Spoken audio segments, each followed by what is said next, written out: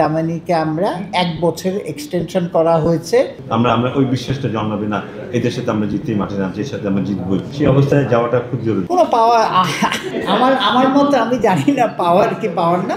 হঠাৎ আপনাদের এখন গামিনীর কথা মনে হলো কেন? গত অনেক বছর যাবত কিন্তু গামিনীর পারফরমেন্স ভালো ছিল না। এটা কি সোশ্যাল মিডিয়া বা বর্তমান মিডিয়ার চাপে, না আপনাদের রিয়েলাইজেশন?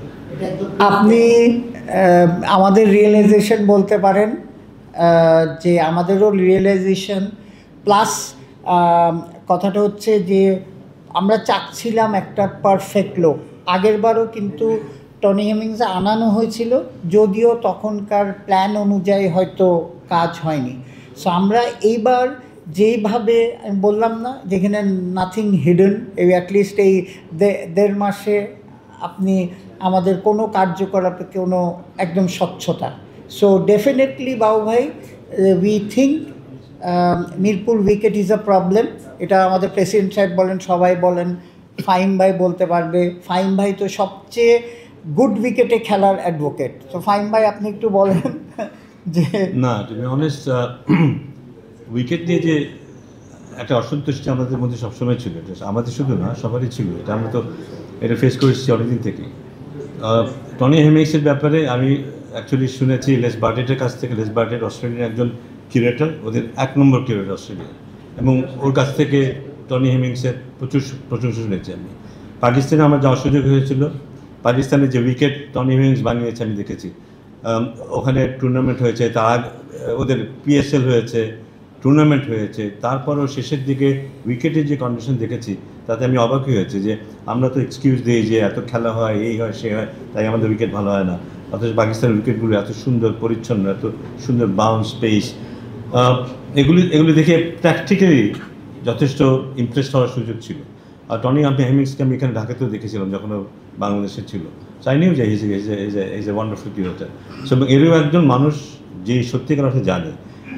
গামিনীর ব্যাপারটা গামিনী চেষ্টা করেনি তা নয়, কিন্তু হয়তো গামিনীর একটা সীমাবদ্ধতা আছে, সেটা হয়তো অতিক্রম করতে পারিনি। সে কারণেই হয়তো আমরা যেটা চেয়েছি সেটা করতে পারিনি। বাট আমার মনে হয় সময় এসছে এখান থেকে বেরিয়ে আসার, কারণ আলটিমেটলি উইকেট একটা বোধহয় একটা ভালো কোচের চাইতো, একটা ভালো ট্রেনারের চাইতো উইকেটটা বোধহয় অনেক বেশি জরুরি ভালো ক্রিকেট খেলার জন্য। ভালো উইকেট থাকলে হয়তো অনেক কিছু ভালো হয়ে যেতে পারতো, আমরা সেটা করতে পারিনি। এখন হয়তো সেটা হবে, আশা করছি। এটারই একটা প্রশ্ন, সেটা হচ্ছে যে এই যে বললেন উইকেট, তো বাংলাদেশ ক্রিকেট বোর্ডের ডিরেক্টর অ্যান্ড চেয়ারম্যান ক্রিকেটার, আপনি কি নিশ্চিত করতে পারেন আমাদেরকে যে আমরা আগামীতে আমাদের হোম অ্যাডভান্টেজ নেওয়ার জন্য খেলবো না, টিপিক্যাল শেরেবাংলা উইকেটে খেলবো না, আমরা স্পোর্টিং উইকেটে খেলবো, এরকম কোনো? অ্যাবসলিউটলি টু বি অনেস্ট, পাকিস্তানের সাথে এবার যখন আমাদের খেলা হয়েছে, আমাদের head coach was very disappointed উইকেটের কারণে। আমাদের head coach was very disappointed উইকেটের কারণে, সো আর উই। কারণ আমরা জানি যে আমরা যেখানে খেলতে যাব ওখানে খেলার জন্য এটা আদর্শ প্রিপারেশন না। এই যে কারণে আমরা এখন সিলেটে যাবো, আমরা এখানে খেলবো না কিন্তু নেদারল্যান্ডের সাথে। যে কারণে আমরা যখন নিউজিল্যান্ড এ টিমের সাথে খেলেছিলাম, আমরা কিন্তু সিলেটে খেলেছিলাম ওদের মতো উইকেটে, কিন্তু যেখানে আমরা ওয়ান ডেটা জিতেছিলাম, কিন্তু 4 ডে ম্যাচ সিরিজটা আমরা জিততে পারিনি কিন্তু। সো আমার মনে হয় ওই জায়গাটায় আমরা কম্প্রোমাইজ করতে চাই না। ওখানে আমরা ভালো উইকেটে খেলবো, যদি আমাদেরকে চ্যালেঞ্জের মুখোমুখি হতে হয় তাতেও আমরা আছি। আবার নেক্সট সাংবাদিক বলুন আপনি। না ওটা বলবো, ওটা দে আগে, তারপর কিসের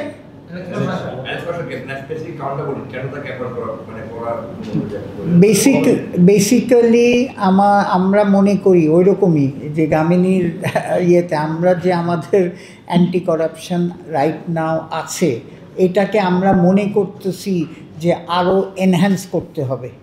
কথাটা বুঝছেন? এনহ্যান্স করতে হবে, আরও ভিজিলেন্ট হতে হবে, আরও ট্রেনিং লাগবে। সেই জন্যে আমরা যেরকম না করাপশন তো আমরা পরে অনেক কমপ্লেন তো আমরা পাচ্ছি। সো এইটার কমপ্লেনটার আমরা তো বসে থাকতে পারি না। আমরা যেটা চেষ্টা করতে পারি যে আরও লোকবল বাড়িয়ে একটা প্রপার ট্রেনার এনে, এক্সপিরিয়েন্স লোক এনে আমরা এটাকে, হ্যাঁ এটা 1 বছরের জন্য প্রথমে, কারণ আমরা তো আমাদের টিমটাকে আবার তৈরি করবো, আমাদের আছে, এটাকে এনহ্যান্স করা হবে। আচ্ছা আর এখানে কে ছিল দাঁড়া? হ্যাঁ মিরপুরের উইকেট নিয়ে খুঁজছিলেন, কিন্তু আমরা জানতাম এর আগে বিসিবি ঠিক এই ধরনের উইকেট চাই, খেলোয়াড়রাও ঠিক এই ধরনের উইকেট চাই, এবং আপনারা এখন যে উইকেটটা ছিল প্লেয়াররাও জিততে যাচ্ছিল, আমরা যেটা জানি যে প্লেয়াররাও এখানে জিততে যাচ্ছিল, আপনারা কি গাম্বিকে বলছিলেন যে এবার পাকিস্তানের সাথে যে টেস্টটা হলো সেখানে রানের উইকেট দেখতে যাচ্ছে? অবশ্যই। বর্ষার বিদুর বা এই অবস্থা না, আমাদের এরকম ছিল, বাট এটাও ঠিক যে অ্যাটলিস্ট প্রথম যে ম্যাচটা খেলা হলো তার আগে কিন্তু কন্টিনিউয়াসলি পিচটা ঢাকা ছিল, কিন্তু বৃষ্টির কারণে ওদেরও কিছু অসুবিধা ছিল, কিছু সীমাবদ্ধতা ছিল, এটা স্বীকার করতে হবে। তারপরে আমার আশা ছিল হয়তো গ্র্যাজুয়ালি, আমরা তো 3টা ম্যাচ খেলেছি, গ্র্যাজুয়ালি হয়তো আর কি বেটার উইকেট দেখতে পাবো, হয়তো শেষের দিকে কিছুটা বেটার উইকেট আমি দেখতে পেয়েছি। বাট ডেফিনেটলি আমাদের লিটন কুমার দাসের ইন্টারভিউটার কথা আমি একটু মনে করিয়ে দিতে চাই।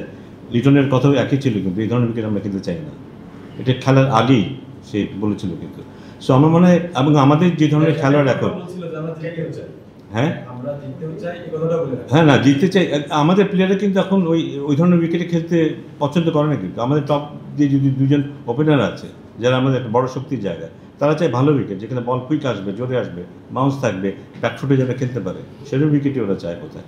সো আমার মনে হয় আমাদের খেলার মধ্যে পরিবর্তন এসছে এবং অ্যাটিটিউডের মধ্যে পরিবর্তন আসছে, এবং ইটস অ্যাবাউট টাইম বাকি সবার মধ্যে সেই পরিবর্তনটা আসলে দলটা ভালো করবে এবং ক্রিকেটটা ভালো হবে। Last question 1 minute. হ্যাঁ,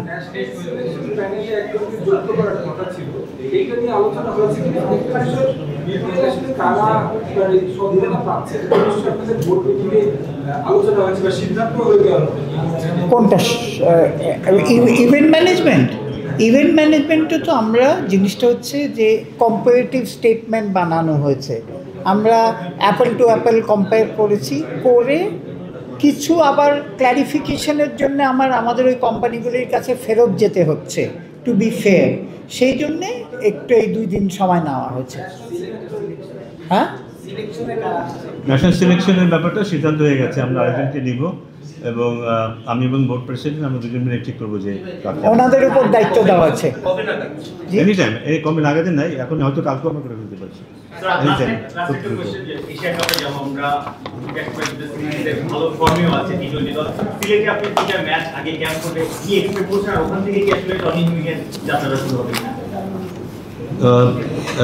হ্যাঁ, টনি হ্যামিংয়ের যাত্রা তো শুরু হবেই, এক্সপেক্ট করছি কনসিস্টেন্সি, কারণ আমরা শ্রীলঙ্কার যে সিরিজটা জিতেছি ওইটাতে সাহস আমাদের বেড়েছে, কারণ শ্রীলঙ্কায় ওরকম একটা শ্রীলঙ্কার মতো দলের সাথে ওদের হোম কন্ডিশনে যেতেটা সহজ না, তো সেটা জয়টা আমাদেরকে কনফিডেন্স দিয়েছে। পাকিস্তানের সাথে এখানে আমরা হয়তো কিছুটা অ্যাডভান্টেজ আমাদের ছিল, যেহেতু আমরা এই উইকেটটাকে চিনি, কিন্তু এটাও আমাদের পছন্দের উইকেট না, কিন্তু তবে এই জয়টা হয়তো আমাদেরকে কিছুটা কনফিডেন্স একটু বাড়াবে। কিন্তু এখন যেটা দেখার বিষয় যে এই কনসিস্টেন্সি আমরা মেনটেন করতে পারছি কিনা। বেশ কিছু এইভাবে খেলতে থাকলে তখন একটা পয়েন্টে আমরা পৌঁছাবো, যখন আমরা ওই বিশ্বাসটা জন্মাবে না এদের সাথে আমরা জিততেই মাঠে নামছি, এর সাথে আমরা জিতবই, সেই অবস্থায় যাওয়াটা খুব জরুরি। আশা করছি যে সেটাই হবে সিলেটে। 3টা ম্যাচ আমরা ভালো খেলবো এবং পজিটিভ রেজাল্ট হবে। টনি হ্যামিং যখন আগের বার চাকরি ছেড়ে চলে গিয়েছিলেন, একটা জাতীয় পত্রিকায় ইন্টারভিউ দিয়েছিলেন, সেখানে ডেইলি সান পত্রিকার নাম, ভাই নাম বলতে দেখে বলতেছি, তো ওইখানে হচ্ছে শ্রীলঙ্কান সিন্ডিকেটের কথা বলছেন। ইনফ্যাক্ট উনি হচ্ছে সরাসরি নাম মেনশন করেছেন, এখন যিনি গ্রান্টস কমিটির চেয়ারম্যান আছেন তাকে মাফিয়াও বলেছেন। এমন কমেন্ট করার পর আবার টনি হ্যামিংকে আনা কোন কনটেক্সটে বা কি ধরনের আলোচনার মাধ্যমে? Basically he is the best, মানে ওয়ার্ল্ডের 2-3 জন গ্রাউন্ডসম্যান, কিউরেটর যারা, এর মধ্যে একজন। তো তার মানে গতবারের তার এক্সপিরিয়েন্স বোধ বাংলাদেশ ক্রিকেট বোর্ড হয়তো ভালো ছিল, যখন আমরা আবার প্রপোজাল দিয়েছি সেই জন্যেই সে রাজি হয়েছে। আমি তো আর নেগোসিয়েশনে জড়িত ছিলাম না, কিন্তু সামহাও তাহলে আমাদের গ্রাউন্ডস চেয়ারম্যান হ্যাজ মানে নেগোশিয়েটেড ভেরি ওয়েল। এইটা জিনিসটা হচ্ছে we are making him the head, and এটা সময় বলবে যে গামিনী থাকছে কি থাকছে না। কিন্তু এখন যে জিনিসটা হচ্ছে গামানিকে আমরা 1 বছর এক্সটেনশন করা হয়েছে 2 মাসের টার্মিনেশন নোটিশ দেওয়াতে। আজকেই তো টনি হেমিংস এসেছে উনি, আমি যেটা মনে করছি আমার ডিপার্টমেন্ট হলে আমি অ্যাকচুয়ালি এটা আনসারটা একদম পারফেক্টলি বলতে পারতাম। মাহবুব ভাই আর কাজ ছিল বলে চলে গেছেন, মাহবুব ভাই থাকলে ভালো হতো। কিন্তু যেটা আমার আন্ডারস্ট্যান্ডিং হচ্ছে টনি হেমিংস যেভাবে চাবে তার ডিপার্টমেন্ট সে তো নিজেভাবে সাজিয়ে নেবে, as we are making him the head of turf management division. এটা তো 1 বছর, একটা তো কন্ট্রাক্টের বছর করে হয়। কি স্যার কি আচ্ছা হ্যাঁ শেষ করে আমি বল দিতেছি 1 মিনিট। হ্যাঁ, আপনাদের প্রেসিডেন্ট জেনারেল 24 এর একটা নিউজে বলছে যে ওনাকে এক্সটেনশন করবে না, কিন্তু তাকে আবার করলেন না এটা তো এখন ইলেকশন থাকা সত্ত্বেও তাকে এটা 2-3 মাসে, তখন আমাদের অপশনটা ছিল না। শুনেন, আমাদের মাথায়ও কিন্তু বা আমাদের যারা সবাই আছে তারাও কিন্তু আপনাদের মতনই চিন্তা করে, ঠিক আছে? এরা আপনারা আমরা যে আপনাদের বাইরে আপনারা যা চিন্তা করছেন আমরা এক্সপার্ট না, আপনারাও কিন্তু যেরকম এক্সপার্ট কোনো পাওয়ার আমার মতে আমি জানি না পাওয়ার কি পাওয়ার না। জিনিসটা হচ্ছে মোটামুটি আমাদের যে গ্রাউন্ডসম্যানরা আছে আমরা তো নিজেদের গ্রাউন্ডসম্যানেই ইনভেস্টমেন্টের করতে চাই। সো সেটাই প্রোগ্রেস করেন, সামনে একটু দেখেন, definitely there will be changes. আমি যদি বুঝে থাকি ঠিক মতো টমি হেমিংসের অধীনেই আসলে সবগুলো আমাদের ইন্টারন্যাশনাল গ্রাউন্ডে কিউরেটররা থাকবে, তাই তো? জি। এখন গামিনীর ক্ষেত্রে আপনি যেটা বললেন যে তাকে 2 মাসের টার্মিনেশন লেটার যেটা দেওয়া যায়, সেটা তো বাংলাদেশেরও যারা কিউরেটর রয়েছেন প্রত্যেকেরই এরকম একটা কন্ট্রাক্ট থাকে। জি। গামিনীর এটা আলোচনায় কেন আসছে, এটা কি আলোচনার মধ্যে আছে এবং মিরপুরের দায়িত্ব থেকে স্পেশালি তাকে ছড়িয়ে দেওয়া? শোনেন, এখন এটা হচ্ছে বেসিক্যালি আমরা যখন মানে অনেস্টলি বলি যে জানেন এখন কিন্তু আমরা অনেক ক্ল্যারিটি নিয়ে, এখানে নাথিং হাইড অ্যান্ড সিক, আমি একদম ক্লিয়ারলি বলতে চাই there is nothing hide and seek. At least last 1-1.5 মাস আপনারা দেখেছেন যে we are honestly all of us are trying to improve cricket. এই জন্য নানান কনসালটেন্ট এনে চেষ্টা করা হচ্ছে যে বাংলাদেশ যাতে আরও প্রোগ্রেস করে। তো সেইখানে সেই অনুযায়ী আমরা আগাচ্ছি। টনি হেমিংসকে যোগাযোগ করা, ইফ উই ওয়ার হ্যাপি তাহলে কিন্তু টনি হেমিংসকে মনে করতাম না আনার জন্যে। সো আমার জি সো টনি হেমিংসকে আমরা আনতাম না। আমরা এখন যে প্রসেসে যাচ্ছি, ইমপ্রুভমেন্টের প্রসেসে যাচ্ছি। আমরা সব ডিপার্টমেন্টেই কিন্তু আমরা অন্যভাবে চালানোর চেষ্টা করছি। আরেকটা জিনিস আমরা মিস করে গেছি, আজকে দেরি হয়েছে ইয়েতে, কারণ প্রেসিডেন্ট সাহেব this is the first time, at least আমি 3.5 বছরে this is the first time যে প্রতিটা ডিপার্টমেন্ট আমরা কিন্তু আমাদের প্রোগ্রেস, আমাদের ফিউচার প্ল্যানিং অ্যান্ড বটলনেক যে কিসের জন্য আগাতে পারছে না এই নিয়ে সবাই কিন্তু একটা প্রেজেন্টেশন দেওয়া হয়েছে। এক একজনকে 10 মিনিট করে দেওয়াতে 25টা কমিটির জন্য আজকে এত দেওয়া হচ্ছে। সো উই আর অল, যদিও আমরা 10 জন মিলে 25 জন চালাচ্ছি, প্রেসিডেন্ট সহকারেও আমরা চাচ্ছি যে আমাদের যে টেনিওর আছে এর মধ্যে যতটা ইমপ্রুভমেন্ট করা যায়।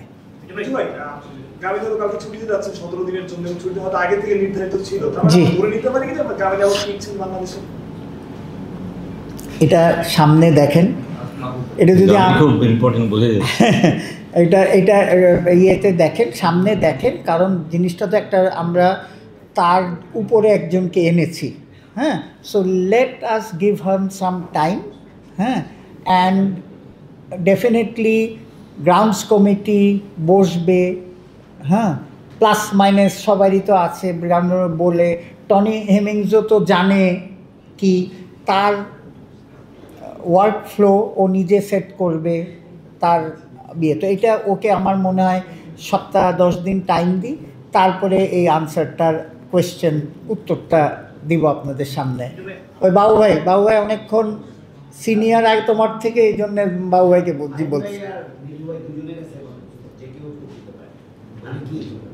আপনারা ক্রিকেট বোর্ডটাকে বা ক্রিকেটীয় কার্যক্রমকে আরো ডেভেলপ করতে চান, ভেরি গুড।